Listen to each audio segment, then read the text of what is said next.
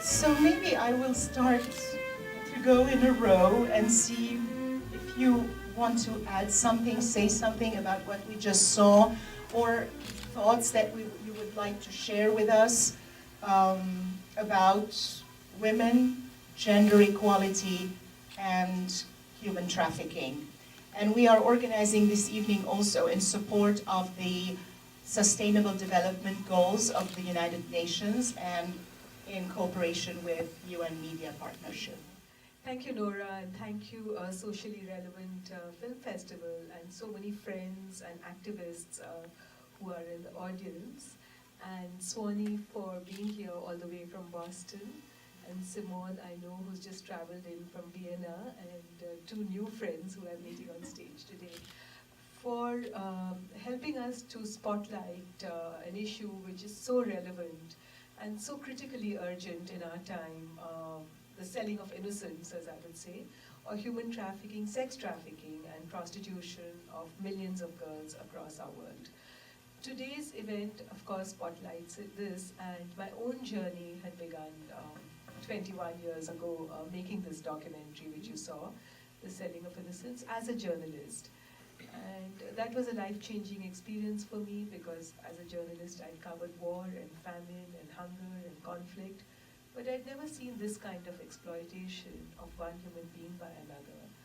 And today, 21 years later, I would say I have, of course, been in tough situations. I've been in very, very difficult circumstances. I was posted for the UN to Kosovo just after the war. But again, I would repeat that I had never seen, and I still have not seen, the kind of deliberate exploitation of one human being by another that I see in prostitution. And so here we are today to talk about those issues, and I really appreciate the fact that Nora has taken out the time to do so. I'll just reel out some data that people say in India. I'll talk about India. There are 16 million victims of human trafficking in India right now as I speak, of which 10 million are victims of sexual exploitation. The average age of a girl being pulled into prostitution is between 9 and 13 in India. In the United States, I've been told it's between 13 and 15. So not very different. The number of deaths in prostitution is high. Mortality rates are huge. The average age of a woman who's prostituted dying is between the ages of 30 and 35. PTSD research shows is more than returning war vets. So you can imagine the trauma, the victimization, the brutality. And this industry is sucking in more and more girls as I speak. Of course, since the time I made the documentary, which was 21 years ago, there was no protocol, no UN protocol, no laws looking at prostitution as a form of trafficking. Today we do have those laws and protocols and frameworks, and Ambassador Hunt was in New York with me when we showed the film for the first time at the Dag Hammarskjöld Auditorium. And that time our demand was that we create laws and protocols. And thanks to her leadership and the leadership of Simone, who's here, and her organization, UNODC, and End Demand, Swanee's organization, we have been able to make some headway. Taina Bienami is here, who's the director of the Coalition Against Trafficking in Women, and that organization has also played a big role. So it's not just the bad news that I want to highlight. I also want to highlight what people have done in the 20 years since this film was made. The fact is that now we look at victims of prostitution as victims and not as bad girls. The blame is shifted to addressing the demand to the perpetrators. We are asking for more investment in women and girls so that their basic needs are addressed and their vulnerability is reduced to human trafficking. The UNODC has created a trafficking fund for survivors to do so. And so we are moving onwards, but the sex industry is more organized than we are, so we need to work harder, faster, and go to each last girl we can think of, every last girl, to prevent her from being trafficked. It's good to have a little bit of good news, although I am sure that whatever we do is not going to be enough because this the oldest profession and the people who run it, I'm sure there's going to be always there and always fighting against the ones who are fighting against them. So maybe we can go to Ambassador Swanee instead of jump one, is that okay? Because it's directly related with the laws and regulations that we were put in place, so maybe we can elaborate on that.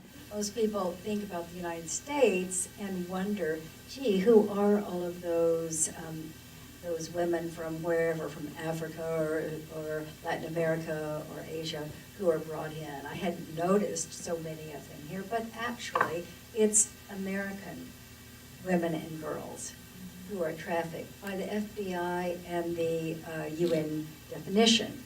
Force, fraud, or coercion they're victims of, or they're under 18. So, Ruchira, when you say the average age, 13, 14, 15, that means a large percentage are under 18 to begin with.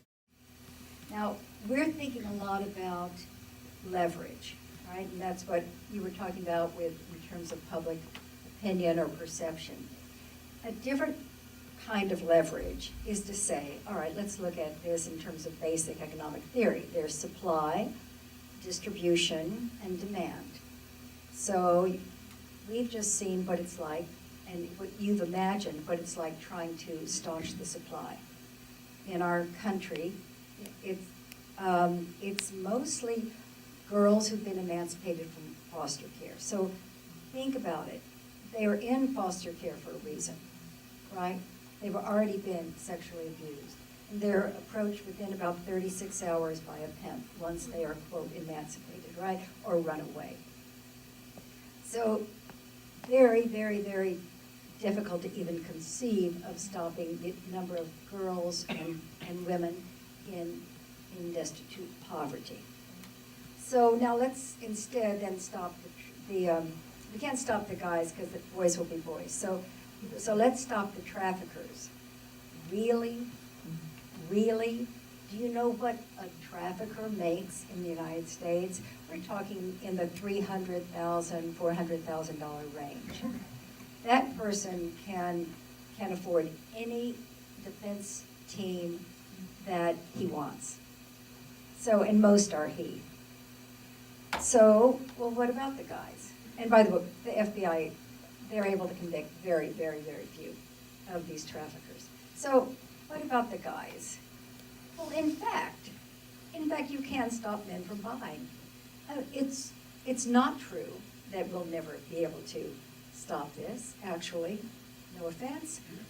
And in Sweden, that's what we keep going back to, the Swedish bill, which became the Nordic bill because so many Nordic countries adopted it. And now it's no longer the Nordic bill because Canada and France have adopted this bill, which is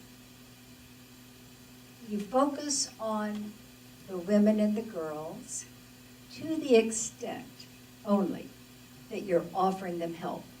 Because now what you've done is made their selling legal with this bill. And you have made the buying illegal. So we're not talking about legalization of the industry. We're talking about you make the girls and women, you pass the bill so that they cannot be prosecuted. They can go for help anytime they want without being arrested again or raped. To stop the abuse. That's right.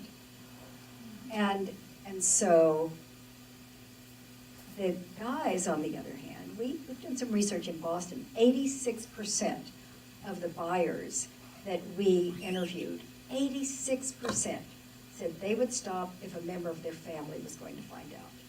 They are scared to death that someone's going to find out. So there are a gazillion ways that you can do this. You're welcome to go online to demand abolition with the idea that this is for many, many of the women and girls modern day slavery.